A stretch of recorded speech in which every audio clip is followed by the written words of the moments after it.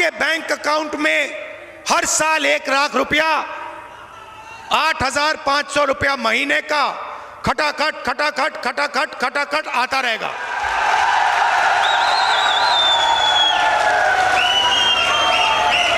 और एक झटके से हिंदुस्तान से हम गरीबी को मिटा देंगे।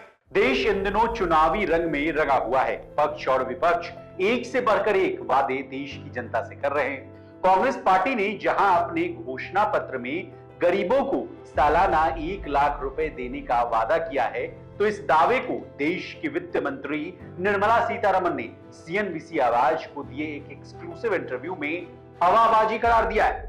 उन्होंने इस इंटरव्यू में यह भी कहा कि कांग्रेस एक झटके में देश से गरीबी नहीं हटा सकती।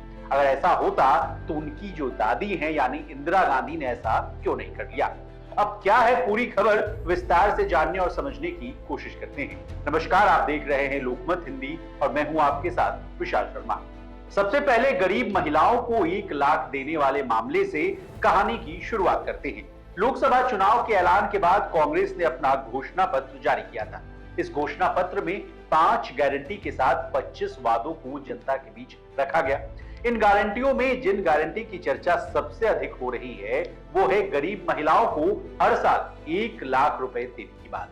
महाराष्ट्र के सावित्रीबाई हॉस्टल में कांग्रेस नेता राहुल गांधी ने जब ये घोषणा की तो महिलाओं के चेहरे पर मुस्कान देखते हुए बन रही थी।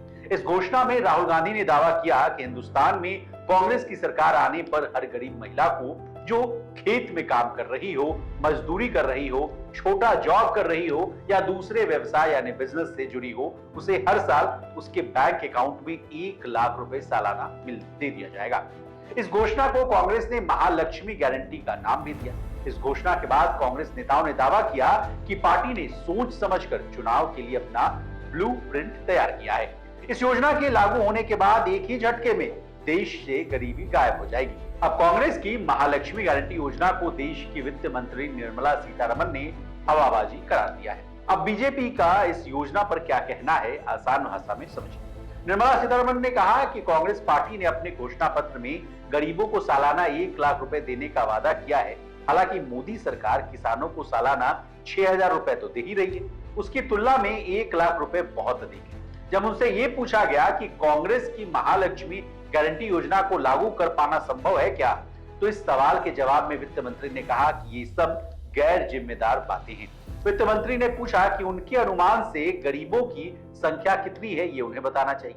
वित्त मंत्री ने कहा कि जिन लोगों को ये रकम दी जाएगी उनकी संख्या जाने बगैर ऐसा घोषणा करना या ऐसा ऐलान करना कहां तक सही है।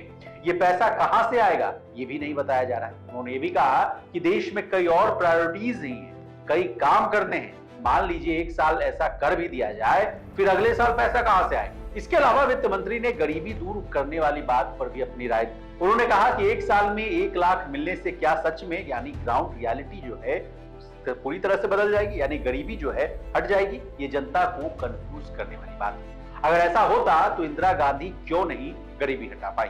इसके अलावा उन्होंने ये भी कहा कि 2009 में किसानों की कर्ज माफी की बात कही गई थी। उन्होंने कहा था कि 50% किसानों का जो कर्ज है वो माफ कर दिया जाएगा, लेकिन अभी तक उनका कर्ज माफ नहीं हुआ।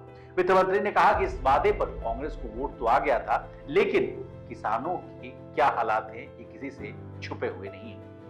अब जाते जाते देश की नीतियों पर फाइनेंस मिनिस्टर ने और क्या क्या बातें कही हैं ये भी फटाफट जान लीजिए। उन्होंने कहा कि इजराइल ईरान का जो तनाव है उस पर सरकार की पूरी नजर है, हम अपनी पूरी तैयारी कर रहे हैं। पीएम मोदी ने भी सबों को तैयार रहने को कहा है।